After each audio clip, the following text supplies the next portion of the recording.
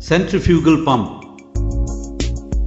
A centrifugal pump basically consists of an impeller rotating within a spiral casing.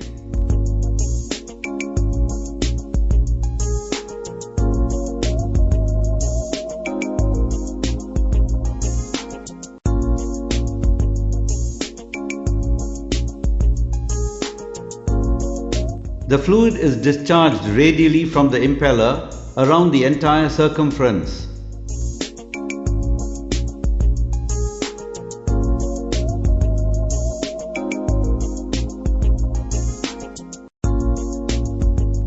The casing of the pump converts kinetic energy into pressure energy.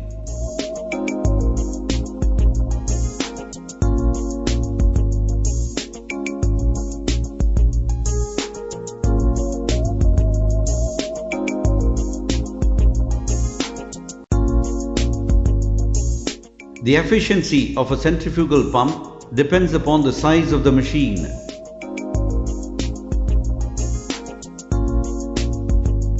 The main parts of a centrifugal pump are the casing, the impeller and the housing.